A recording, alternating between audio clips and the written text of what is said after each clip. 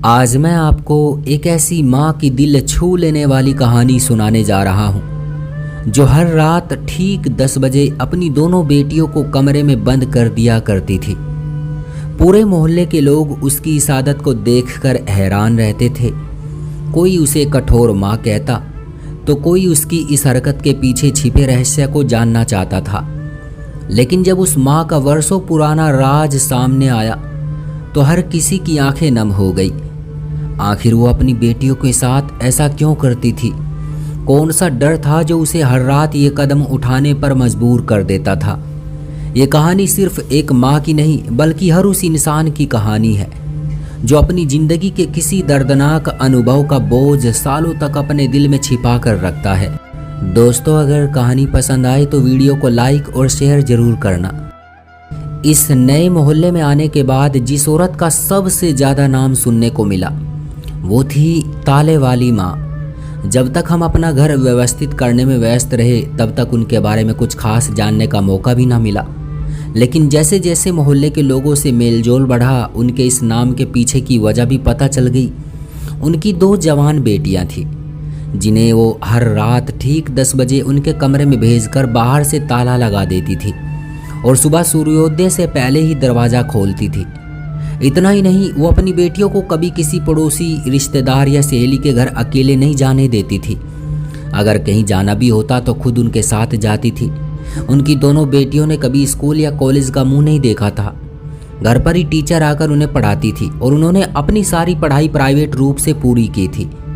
यहाँ तक कि परीक्षा केंद्रों पर भी उनकी माँ हर समय उनके साथ रहती थी और उन पर कड़ी नज़र रखती थी। अब उनकी दोनों बेटियां प्राइवेट बीए की पढ़ाई कर रही थी। मोहल्ले की महिलाओं से पता चला कि ताले वाली माँ, जिनका असली नाम सावित्री देवी था, अपनी बेटियों को किसी रिश्तेदार के घर, यहाँ तक कि अपने भाई बहनों के घर भी रात में रुकने की अनुमति नहीं देती थी। वो उन्हें कभी अकेले कहीं नहीं भेजती थी। उनके रिश्तेदार भी उनकी इस आदत का बुरा नहीं मानते थे क्योंकि बचपन से ही उन्होंने अपनी बेटियों के साथ यही नियम अपनाया हुआ था। इतना ही नहीं, वो अपनी बेटियों को घर में अकेला छोड़कर भी कभी नहीं जाती थी। उनका परिवार धार्मिक संस्कारों वाला, सम्मानित और संपन्न परिवार था।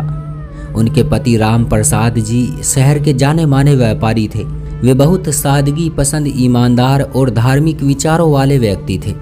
उनके दोनों बड़े बेटे भी उन्हीं के कदम चिन्हों पर चल रहे थे। वे पढ़ाई में होशियार, संस्कारी और अच्छे चरित्र वाले युवक थे और विश्वविद्यालय में शिक्षा प्राप्त कर रहे थे। सावित्री देवी के साथ उनकी बूढ़ी सास भी रहती थी जो बेहद धार्मिक, दयालु और सम्मानित महिला थी। पूरे मोहल्ले में लोग उनका बहुत आदर करते थे। मैं मन ही मन सावित्री देवी के बारे में अक्सर सोचती थी, लेकिन उनकी सख्ती को पूरी तरह गलत भी नहीं मानती थी। आखिर आज के समय में बेटियों की सुरक्षा को लेकर माता पिता का चिंतित होना स्वाभाविक ही है।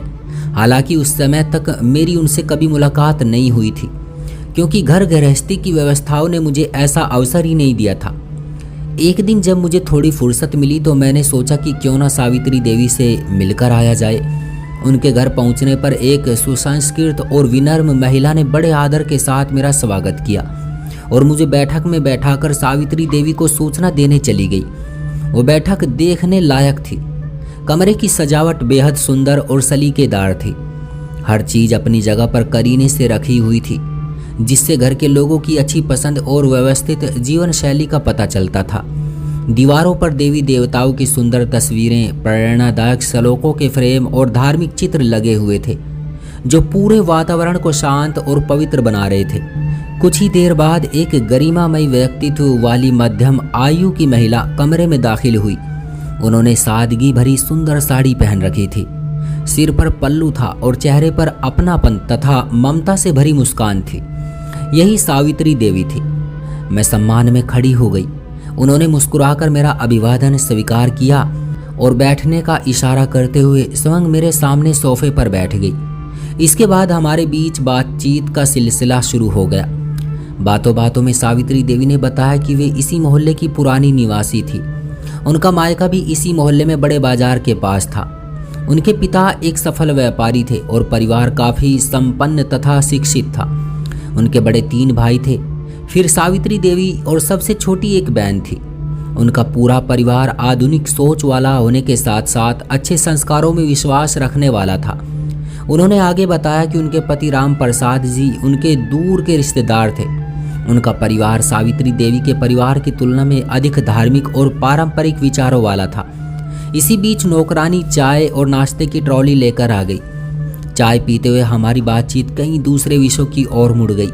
चूंकि ये हमारी पहली मुलाकात थी, इसलिए मुझे उनकी बेटियों पर इतनी सख्ती करने का कारण पूछना उचित नहीं लगा। कुछ देर बाद जब मैं वहां से विदा होने लगी, तभी दो बेहद सुंदर और सुसंस्कृत लड़कियां कमरे में आ गई। दोनों ने सादे लेकिन बहुत सुंदर कपड़े पहन रखे थे और उनके चेहरे पर शालीनता साफ झलक रही थी। उन्होंने हाथ जोड़कर नमस्ते किया। सावित्री देवी ने मुस्कुराते हुए कहा, ये मेरी बेटियां हैं, आरती और पूजा। उनकी विनम्रता और संस्कार देखकर मैं सचमुच बहुत प्रभावित हुई। क्योंकि उस समय मैं वहां से लौटने ही वाली थी, इसलिए आरती और पूजा से केवल औपचारिक बातें ही हो सकी। विदा लेते समय मैंने सावित्री देवी और उनकी बेटियों को अपने घर आने का भी न्योता दिया। सच कहूँ तो उनसे मिलकर मुझे बहुत खुशी हुई थी। उनके व्यवहार, संस्कार, सादगी, रहन सहन और समझदारी भरी बातों ने मुझे गहराई से प्रभावित किया था। मुझे लगा कि ऐसे अच्छे लोगों से संबंध बनना सचमुच सौभाग्य की बात है। कुछ दिनों बाद सावित्री देवी अपनी दोनों बेटियों के साथ हमारे घर आई। इसके बाद हमारे बीच आना जाना शुरू हो गया और धीरे धीरे एक आत्मीयता भरा रिश्ता बन गया। समय के साथ हमारी दोस्ती इतनी गहरी हो गई कि हम एक दूसरे से अपने निजी जीवन की बातें भी खुलकर करने लगे। लेकिन उनके बारे में मेरी एक जिज्ञासा अब भी बनी हुई थी, बल्कि अब तो वो पहले से भी अधिक बढ़ गई थी। मैं बार बार सोचती कि आखिर ऐसा क्या हुआ था जिसने एक स्नेही और समझदार माँ को अपनी बेटियों के मामले में इतना सतर्क और सख्त बना दिया था। मगर अब तक मुझे ऐसा कोई अवसर नहीं मिला था कि मैं उनसे ये सवाल पूछ पाती। जब भी सावित्री देवी हमारे घर आती, उनकी दोनों बेटियां हमेशा उनके साथ होती, और जब मैं उनके घर जाती तब भी या तो उनकी बेटियां वहीं बैठी होती या फिर उनकी सास हमारे पास आकर बैठ जाती थी। इस वजह से मुझे कभी ऐसा मौका नहीं मिला कि मैं उनसे अकेले में वो सवाल पूछ पाती जो लंबे समय से मेरे मन में घूम रहा था। लेकिन एक दिन आखिर वो मौका मिल ही गया। उस दिन उनकी ननंद अपने परिवार के साथ कई दिनों के लिए उनके घर आई हुई थी। सावित्री देवी की सास और उनकी दोनों बेटियां मेहमानों की सेवा सत्कार में व्यस्त थी। चाय, नाश्ते और सामान्य बातचीत का दौर खत्म हुआ तो मैंने हिम्मत जुटाकर वो सवाल पूछ ही लिया जो बरसों से मेरे मन में था। मैंने कहा, सावित्री जी, एक बात पूछूं? शायद मेरी तरह मोहल्ले के दूसरे लोगों के मन में भी ये सवाल आता होगा कि आप अपनी बेटियों को लेकर इतनी सख्त क्यों हैं? उन्हें कभी स्कूल कॉलेज नहीं भेजा, हर जगह खुद साथ जाती हैं और रात को उनके कमरे को बाहर से ताला तक लगा देती हैं। आज के समय में सावधानी रखना जरूरी है, लेकिन आपकी ये सख्ती किसी खास वजह से है क्या? मेरी बात सुनकर सावित्री देवी कुछ पलों के लिए बिल्कुल शांत हो गई। उनके चेहरे की मुस्कान अचानक गायब हो गई। उनकी आंखों में एक अजीब सी उदासी और दर्द उतर आया। ऐसा लग रहा था जैसे मैंने उनके दिल के किसी ऐसे घाव को छू लिया हो जिसे उन्होंने वर्षों से दुनिया की नजरों से छिपा कर रखा था। कुछ देर तक सावित्री देवी चुपचाप बैठी रही। ऐसा लग रहा था मानो उनके मन में वर्षों पुरानी यादों का तूफान उठ रहा हो। फिर उन्होंने गहरी सांस ली और धीमी कांपती हुई आवाज में कहा, मुझे पूरा विश्वास था कि एक दिन तुम मुझसे ये सवाल जरूर पूछोगी। आज तक जिसने भी मेरे बारे में सुना उसके मन में यही जिज्ञासा पैदा हुई, लेकिन मैंने हमेशा सबको टाल दिया। सच कहूँ तो मुझे किसी पर भी इतना भरोसा नहीं था कि मैं अपने जीवन का सबसे बड़ा राज किसी के सामने खोल सकूं। ये बात मैंने आज तक अपने मायके वालों को भी नहीं बताई, यहाँ तक कि अपने पति से भी नहीं, क्योंकि मुझे डर था कि अगर ये सच किसी के सामने आ गया तो न केवल मेरी बदनामी होगी बल्कि मेरे परिवार की खुशियां भी बिखर सकती है। वर्षों से मैं इस रहस्य को अपने सीने में दबाकर जी रही हूँ। यह ऐसा दर्द है जो हर दिन मेरे दिल पर बोझ बनकर बैठ जाता है।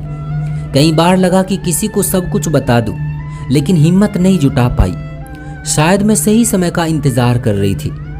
आज न जाने क्यों मुझे लग रहा है कि अब ये बोझ और नहीं सहा जाएगा। इसलिए आज मैं तुम्हें अपने जीवन की पूरी कहानी सुनाऊंगी, बिना कुछ छुपाए, बिना किसी पर्दे के। शायद इसके बाद मेरा मन थोड़ा हल्का हो जाए। ये राज किसी और का नहीं, मेरी अपनी जिंदगी की कहानी है।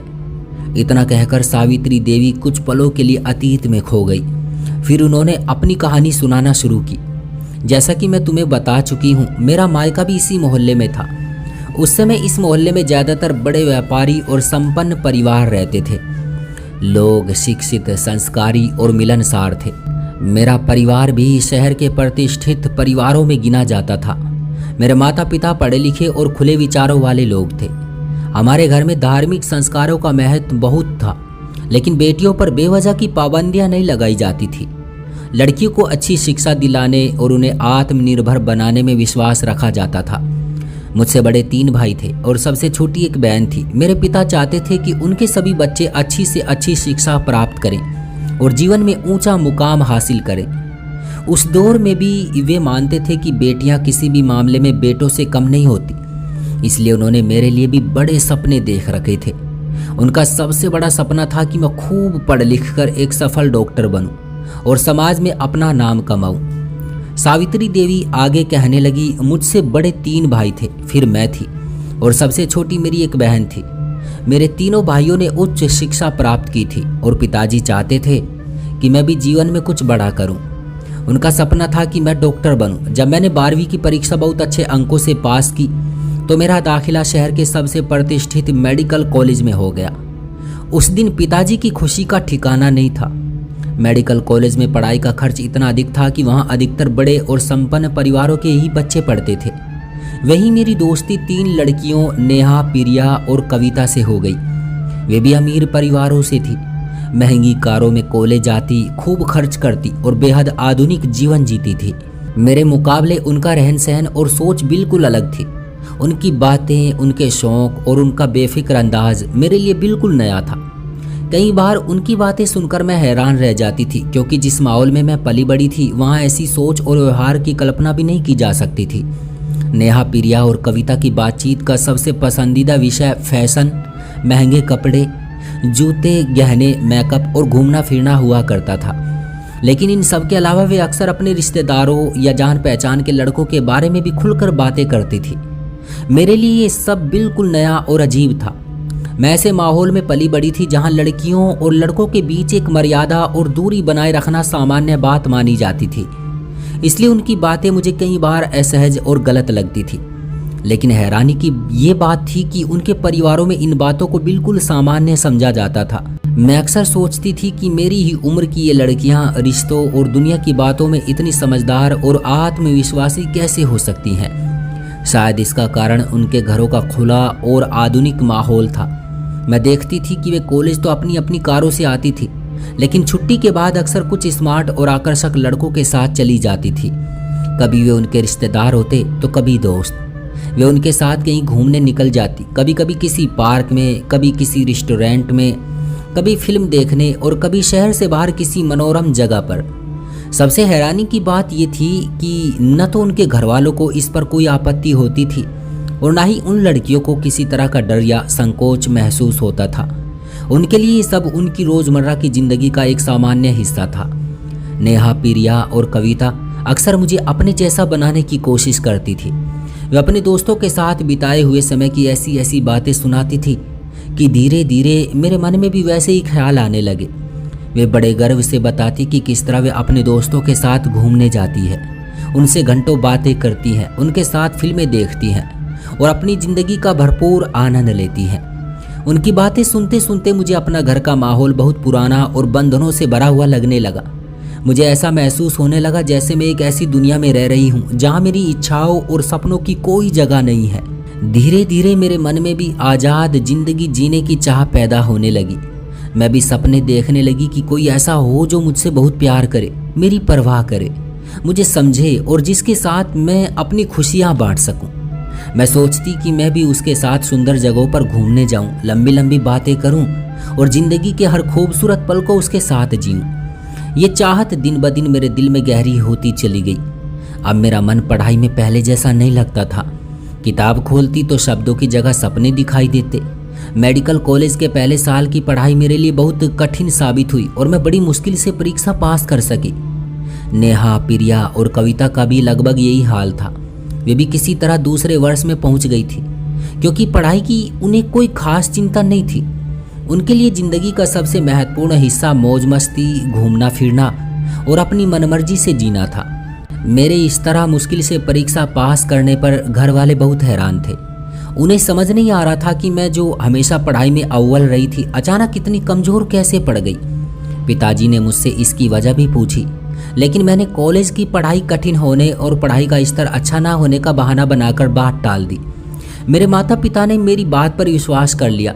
उधर मेरी तीनों सहेलियों के घर आए दिन पार्टियां, समारोह और तरह तरह के मनोरंजन कार्यक्रम होते रहते थे, जिनमें वे मुझे भी जरूर बुलाती थी।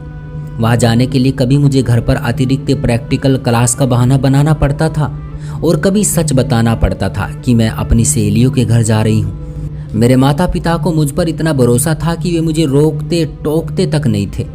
उस समय मुझे उनका ये विश्वास बहुत अच्छा लगता था, लेकिन बाद में मुझे एहसास हुआ कि बिना किसी सावधानी के इतना अधिक भरोसा करना भी ठीक नहीं होता। शुरुआत में मुझे उन कार्यक्रमों में जाने में झिझक होती थी, क्योंकि वहाँ का माहौल मेरे लिए बिल्कुल नया था। लेकिन धीरे धीरे मेरी झिझक खत्म होती गई और मैं बेखौफ होकर उन महफिलों में जाने लगी। उन आधुनिक परिवारों के घरों में होने वाली महफिलें हर तरह की पाबंदियों से आज़ाद होती थी। वहाँ फैशन, संगीत, नाच गाना, देर रात तक चलने वाली पार्टियाँ और लड़के लड़कियों का खुला मेलजोल आम बात थी।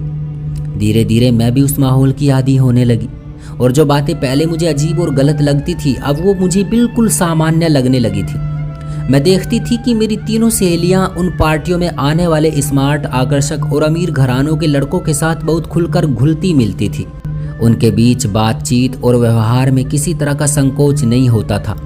सबसे हैरानी की बात यह थी कि उनके माता पिता को भी इस पर कोई आपत्ति नहीं थी, बल्कि कई बार तो वे स्वयं भी उसी माहौल का हिस्सा बने दिखाई देते थे और उनके दूसरे भाई बहन भी उसी तरह की जीवन शैली जी रहे थे। दूसरी ओर जब मेरी ये तीनों सहेलियां मेरे घर आती थी तो उनका रूप बिल्कुल बदल जाता था। वे सादे और शालीन कपड़े पहनकर आती, बहुत सभ्य और संस्कारी लड़कियों की तरह व्यवहार करती और इतनी समझदारी से बातें करती कि मेरे घर वालों को उन पर जरा भी शक नहीं होता था। उन्हें कभी ये अंदाजा नहीं हो सका कि उनके घरों में किस तरह की महफिलें सजती हैं और वहाँ का माहौल कैसा होता है। इसी वजह से घर वालों ने मुझ पर कोई खास पाबंदी नहीं लगाई थी, बस इतना कहते थे कि समय पर घर लौट आया करूं। एक दिन नेहा के घर ऐसी ही एक शानदार पार्टी का आयोजन था। उसी पार्टी में मेरी नज़र एक ऐसे युवक पर पड़ी जिसने पहली ही मुलाकात में मेरे दिल की दुनिया बदल दी। वो लंबा, आकर्षक व्यक्तित्व वाला, बेहद स्मार्ट और आत्मविश्वासी लड़का था। उसके चेहरे पर एक अलग ही रौब और शालीनता थी। उसे देखते ही मैं कुछ पल के लिए जैसे अपने होश खो बैठी। उसका नाम आदित्य था। वो नेहा का चचेरा भाई था जो हाल ही में अमेरिका से पढ़ाई पूरी करके लौटा था और अब अपने पिता के व्यापार में हाथ बटा रहा था। नेहा ने मेरे कहने पर जब आदित्य से मेरा परिचय कराया तो वो बड़ी सहजता से मुझसे बातें करने लगा। उसका आत्मविश्वास, उसकी मुस्कान और बात करने का अंदाज इतना आकर्षक था कि मेरी सारी झिझक और हिचकिचाहट कुछ ही मिनटों में दूर हो गई। मैं भी उसके साथ खुलकर बातें करने लगी। जब तक वो पार्टी चलती रही हम दोनों लगभग साथ ही बैठे रहे। पढ़ाई, करियर, विदेश, परिवार और जिंदगी के बारे में न जाने कितने विषयों पर हमारी बातें होती रही। समय कैसे बीत गया इसका हमें एहसास ही नहीं हुआ। पार्टी खत्म होने पर आदित्य ने मुझसे कहा कि वो आगे भी मुझसे मिलना और बातें करना चाहेगा। मैंने भी बिना किसी झिझक के हामी भर दी। उस समय मेरे दिल की हालत शब्दों में बयान नहीं की जा सकती थी। मुझे ऐसा लग रहा था जैसे मेरी सारी दुनिया अचानक रंगों से भर गई हो। मैं खुशी और उत्साह के ऐसे माहौल में डूब गई थी जिसे मैंने पहले कभी महसूस नहीं किया था। मुझे विश्वास ही नहीं हो रहा था कि जिस साथी के बारे में मैं इतने दिनों से सपने देख रही थी वो मुझे इतनी आसानी से मिल जाएगा। अब मेरा अधिकतर समय आदित्य के बारे में सोचने में गुजरने लगा। दिन हो या रात, उसकी बातें, उसका चेहरा और उसके साथ बिताए हुए वे कुछ घंटे बार बार मेरी आंखों के सामने घूमते रहते थे। मैं उसके साथ भविष्य के अनगिनत सपने देखने लगी थी। पढ़ाई में मेरी जो थोड़ी बहुत रुचि बची थी वो भी अब लगभग खत्म हो चुकी थी। किताबें खोलती तो अक्षरों की जगह मुझे आदित्य का चेहरा दिखाई देता। मैं बेसब्री से उससे अगली मुलाकात का इंतजार करने लगी।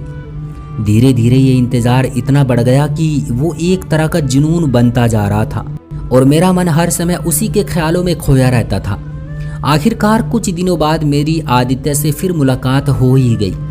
ये मुलाकात प्रिया के घर आयोजित एक पार्टी में हुई थी।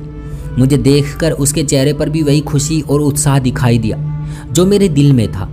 उसने मुस्कुराते हुए बताया कि पिछले कई दिनों से वो एक महत्वपूर्ण कारोबारी काम के सिलसिले में दूसरे शहर गया हुआ था और अभी एक दिन पहले ही लौटा है। उस शाम हम दोनों ने बहुत देर तक बातें की। उसकी बातें उसकी शख्सियत की तरह ही आकर्षक और प्रभावशाली थी। वो जिस आत्मविश्वास और अपनत्व के साथ बात करता था, मैं उसके प्रभाव में आती चली गई। उसकी हर बात मुझे सच्ची और दिल को छू लेने वाली लगती थी। बातचीत के दौरान उसने मुझसे किसी दिन अकेले मिलने की इच्छा जताई। न जाने क्यों उस समय मैं उसे मना नहीं कर सकी और उसके कहने पर एक पार्क में मिलने का वादा कर लिया। तय दिन मैंने घर वालों से ये कहकर अनुमति ली कि मैं अपनी सहेली कविता के घर जा रही हूँ। कॉलेज की छुट्टी के बाद मैं सीधे उस पार्क में पहुंच गई। वो बहुत बड़ा और खूबसूरत पार्क था। चारों तरफ घने पेड़, रंग बिरंगे फूलों की क्यारियां, हरी भरी घास और शांत वातावरण। कुछ जगह ऐसी भी थी जहां बहुत कम लोग आते जाते थे। पार्क के कोने में गुलाबों की क्यारियों के पीछे पेड़ों के झुरमुट के पास आदित्य पहले से मेरा इंतजार कर रहा था। मुझे देखते ही उसके चेहरे पर मुस्कान फैल गई। हमारी वो मुलाकात बेहद सुखद और यादगार रही। हम घंटों बातें करते रहे और ऐसा लगा जैसे समय रुक गया हो। उसी दिन के बाद हमारे बीच मुलाकातों का एक सिलसिला शुरू हो गया और हम अक्सर अलग अलग बहानों से एक दूसरे से मिलने लगे। हमारी मुलाकातें अब नियमित होने लगी थी। कभी हम किसी खूबसूरत पार्क में मिलते, कभी किसी बड़े रेस्टोरेंट में बैठकर घंटों बातें करते और कभी मैं उसके शानदार ऑफिस तक भी पहुंच जाती। इन मुलाकातों ने हमारे बीच की दूरी लगभग खत्म कर दी थी। अब हम एक दूसरे के साथ पहले से कहीं अधिक सहज और घुल मिल गए थे। आदित्य की हंसी मजाक भरी बातें, उसका हल्का फुल्का छेड़ना और मेरे प्रति उसका खास ध्यान मुझे बहुत अच्छा लगता था। मैं हर दिन उसके और करीब आती जा रही थी। धीरे धीरे मेरे मन में ये इच्छा बहुत गहरी हो गई कि ये रिश्ता हमेशा के लिए बन जाए, यानी हमारी शादी हो जाए। मुझे लगता था कि अगर मेरी शादी आदित्य से हो गई तो मेरी जिंदगी खुशियों से भर जाएगी। मुझे पूरा विश्वास था कि मेरे माता पिता को भी इस रिश्ते पर कोई आपत्ति नहीं होगी, क्योंकि आदित्य एक अच्छे और संपन्न परिवार से था। मुझे ये भी यकीन था कि उसके घरवाले भी इस विवाह के लिए खुशी खुशी तैयार हो जाएंगे। एक दिन मैंने हिम्मत करके उससे शादी की बात छेड़ दी। मेरी बात सुनकर वो कुछ देर सोचता रहा, फिर बोला, अभी मैं अपना अलग कारोबार स्थापित करने की कोशिश कर रहा हूँ, इसमें थोड़ा समय लग सकता है। फिलहाल मैंने शादी के बारे में गंभीरता से नहीं सोचा। उसकी ये बातें सुनकर मुझे थोड़ी निराशा जरूर हुई, लेकिन उस समय मैं उस पर इतना भरोसा करने लगी थी कि मैंने उसकी बात को आसानी से स्वीकार कर लिया और मन ही मन उसके फैसले का इंतजार करने लगी। आदित्य की बात सुनकर मुझे थोड़ी निराशा तो हुई, लेकिन तब तक मैं उससे इतनी गहराई से जुड़ चुकी थी कि उसके बिना अपने जीवन की कल्पना भी नहीं कर सकती थी। मैंने उससे कहा, मुझे कोई जल्दी नहीं है, मैं उतना ही इंतजार करूंगी जितना समय तुम्हें चाहिए। जब तुम्हें लगेगा कि अब शादी का समय आ गया है, तब हम इस बारे में आगे सोचेंगे। मेरी ये बात सुनकर वो बहुत खुश हुआ। उसने मेरी वफादारी और भरोसे की खूब तारीफ की और उस दिन मुझे पहले से भी ज़्यादा महंगे और कीमती उपहार दिए। उन उपहारों को देखकर मुझे लगता था कि वो सचमुच मुझसे बहुत प्यार करता है। उधर मेरी सहेलियां भी अक्सर अपने प्रेम संबंधों के किस्से बड़े चाव से सुनाती थी। पहले मैं केवल उनकी बातें सुना करती थी, लेकिन अब मेरे पास भी सुनाने के लिए अपनी कहानी थी। मैं भी उन्हें आदित्य और अपनी मुलाकातों के बारे में बताने लगी। वे मेरी बातें सुनकर खूब खुश होती और मेरा हौसला बढ़ाती। कई बार मजाक में कहती कि मुझे केवल आदित्य तक ही सीमित नहीं रहना चाहिए, क्योंकि मेरे लिए और भी कई अमीर, स्मार्ट और आकर्षक लड़के मिल सकते हैं। लेकिन मैं उनकी बातों पर ध्यान नहीं देती थी। मेरे लिए आदित्य ही सब कुछ बन चुका था। मैं किसी दूसरे लड़के की तरफ देखने तक की कल्पना भी नहीं कर सकती थी। उसकी मोहब्बत मेरे दिल और दिमाग पर पूरी तरह छा चुकी थी। अब तो मैं उससे कई जगहों पर मिल चुकी थी। हम अक्सर शहर के अलग अलग हिस्सों में घूमने जाते, लंबे समय तक साथ रहते और कई बार लंबी ड्राइव पर भी निकल जाते। उन पलों में मुझे लगता था कि मेरी जिंदगी की सारी खुशियां मुझे मिल चुकी है और अब भविष्य में केवल सुख और प्यार ही मेरा इंतजार कर रहे हैं। एक दिन आदित्य ने मुझसे कहा कि उसके पिता ने शहर के एक विकसित और पौष इलाके में एक बेहद शानदार बंगला बनवाया है। उस बंगले की सजावट और साज सज्जा का काम अभी कुछ ही दिन पहले पूरा हुआ था। उसने मुस्कुराते हुए कहा, शादी के बाद हम दोनों को वहीं रहना है, क्यों ना तुम चलकर अपना होने वाला घर देख लो। ये सुनते ही मेरी खुशी का ठिकाना नहीं रहा। मुझे लगा जैसे मेरे सारे सपने सच होने वाले हैं। उस समय मेरी समझ और सावधानी जाने कहाँ खो गई थी। मैंने बिना ज्यादा सोचे समझे उसके साथ जाने के लिए हामी भर दी। तय दिन कॉलेज की छुट्टी के बाद आदित्य अपनी कार लेकर मुझे लेने आ गया। उस दिन भी मैंने घर पर यही कहा कि प्रैक्टिकल क्लास की वजह से मुझे लौटने में देर हो जाएगी, इसलिए वो मेरी चिंता ना करे। इसके बाद हम दोनों कार में बैठकर निकल पड़े। शहर की भीड़ भाड़ पीछे छूटती चली गई और कार एक अपेक्षाकृत सुनसान सड़क पर तेज रफ्तार से दौड़ने लगी। रास्ते भर आदित्य मुझसे भविष्य की बातें करता रहा। वो बताता रहा कि शादी के बाद हमारा जीवन कितना खूबसूरत होगा, हम उस शानदार बंगले में कैसे रहेंगे, देश विदेश की सैर करेंगे और अपनी जिंदगी को कितनी खुशियों के साथ बिताएंगे। उसकी हर बात मेरे दिल में उतरती जा रही थी। मैं बड़े ध्यान और उत्साह से उसकी बातें सुन रही थी और मन ही मन खुद को दुनिया की सबसे भाग्यशाली लड़की समझ रही थी। उस समय मुझे ऐसा लग रहा था जैसे मेरी सारी इच्छाएं पूरी होने वाली है और मेरा सुनहरा भविष्य बस कुछ ही कदम दूर खड़ा मेरा इंतजार कर रहा है। काफी देर तक सुनसान और लंबी सड़क पर सफर करने के बाद हमारी कार उस आलीशान कॉलोनी में पहुंच गई। वहां चारों तरफ बड़े बड़े और खूबसूरत बंगले बने हुए थे। सड़कों के किनारे महंगी गाड़ी खड़ी थी और आसपास अच्छी खासी चहल पहल भी दिखाई दे रही थी। अलग अलग सड़कों से गुजरते हुए आदित्य ने अचानक एक नई बनी हुई मार्केट के सामने कार रोक दी। फिर उसने मुझसे कहा, मैं अभी आता हूँ, मुझे यहाँ से कुछ जरूरी सामान लेना है। ये कहकर वो कार से उतर गया और मार्केट की गलियारे की ओर बढ़ गया। मैं कार में अकेली बैठी उसे जाते हुए देखती रही, लेकिन जैसे ही वो मेरी आंखों से ओझल हुआ, न जाने क्यों मेरे मन में एक अजीब सा डर पैदा होने लगा। अचानक ऐसा महसूस हुआ जैसे कोई अनहोनी मेरे आसपास मंडरा रही हो। मेरा दिल तेजी से धड़कने लगा और मन बार बार चेतावनी देने लगा कि कुछ ठीक नहीं है। मुझे लगने लगा कि शायद मैं किसी ऐसी मुसीबत की ओर बढ़ रही हूँ जो मेरी पूरी जिंदगी को बर्बाद कर सकती है। उसी पल मेरी सहेलियों की कई बातें मेरे दिमाग में घूमने लगी। उन्होंने कई बार अमीर और आकर्षक लड़कों के साथ अपने रिश्तों और उनके असली इरादों के बारे में किस्से सुनाए थे। उन किस्सों को सुनते समय मैंने कभी गंभीरता से नहीं लिया था, लेकिन उस पल वे सारी बातें मेरे भीतर खतरे की घंटी की तरह गूंजने लगी। मुझे पहली बार एहसास हुआ कि कहीं मैं भी तो किसी ऐसे जाल में नहीं फंस गई हूँ जहाँ से निकलना मेरे लिए बहुत मुश्किल हो जाएगा। मेरा मन बार बार कह रहा था कि मुझे तुरंत यहाँ से निकल जाना चाहिए और बिना देर किए खुद को इस स्थिति से दूर कर लेना चाहिए। अचानक मेरे मन की आंखों से जैसे पर्दा हट गया। मैं समझ चुकी थी कि आदित्य मुझे उस सुनसान बंगले में किस इरादे से ले जाना चाहता था। जिस व्यक्ति को अपना होने वाला जीवन साथी समझ बैठी थी, शायद उसके इरादे उतने साफ नहीं थे जितना मैं अब तक जानती आई थी। उस पल मुझे अपनी सबसे बड़ी जिम्मेदारी अपनी इज्जत, अपना सम्मान और अपने भविष्य को बचाने लगी। मैंने घबराकर मार्केट की तरफ देखा, लेकिन भीड़ में आदित्य कहीं दिखाई नहीं दिया। मेरे पास सोचने या समय बर्बाद करने का कोई मौका नहीं था। मैंने तुरंत कार का दरवाजा खोला और बाहर निकल आई। मेरा दिल इतनी तेजी से धड़क रहा था कि जैसे सीने से बाहर निकल आएगा। मैं सड़क पर इधर उधर किसी ऑटो या टैक्सी की तलाश में नजरें दौड़ाने लगी।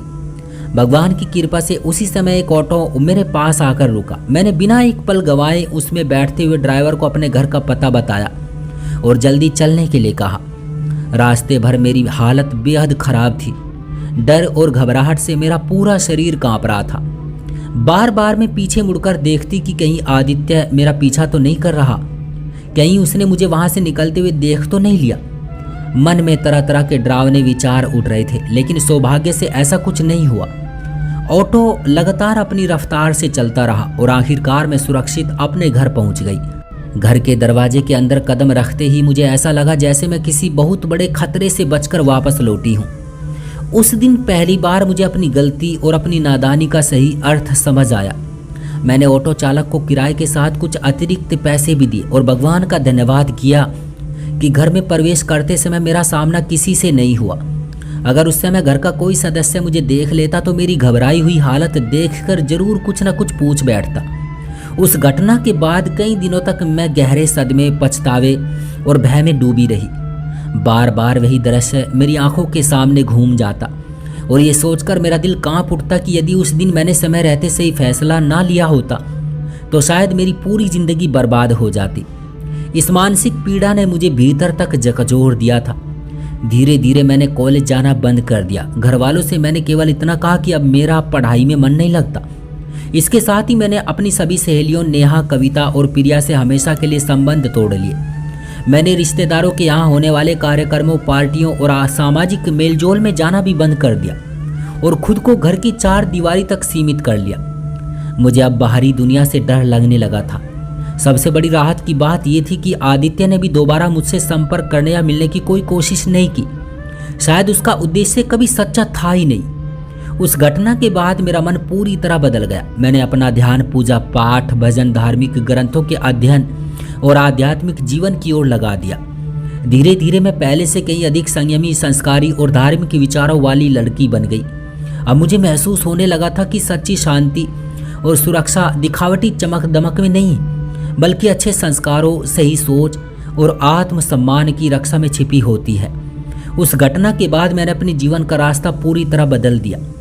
मैंने सादगी और मर्यादा को अपनाया, धार्मिक पुस्तकों का अध्ययन शुरू किया और घर में नियमित रूप से पूजा पाठ, सत्संग और धर्म चर्चा का आयोजन करने लगी। मेरे माता पिता मेरे इस अचानक आए बदलाव को देखकर हैरान भी थे और खुश भी। जब उन्होंने मुझसे इसकी वजह पूछी तो मैंने केवल इतना कहा कि शायद भगवान ने मुझे सही समय पर सही राह दिखा दी है। हमारे घर का वातावरण पहले से ही संस्कारों और धार्मिक मूल्यों से भरा हुआ था, इसलिए किसी ने मेरी बात पर ज्यादा सवाल नहीं किए। कुछ वर्षों बाद मेरी शादी भी एक ऐसे युवक से हो गई जो धार्मिक विचारों वाला, जिम्मेदार और अच्छे संस्कारों वाला लड़का था। विवाह के बाद मैंने अपने बच्चों की परवरिश पूरी निष्ठा और सावधानी से की। उन्हें अच्छे संस्कार दिए, सही गलत की पहचान दिखाई और हमेशा मर्यादा में रहकर जीवन जीने की शिक्षा दी। लेकिन जब बात मेरी बेटियों की आती थी तो मैं कुछ ज्यादा ही सख्त हो जाती थी।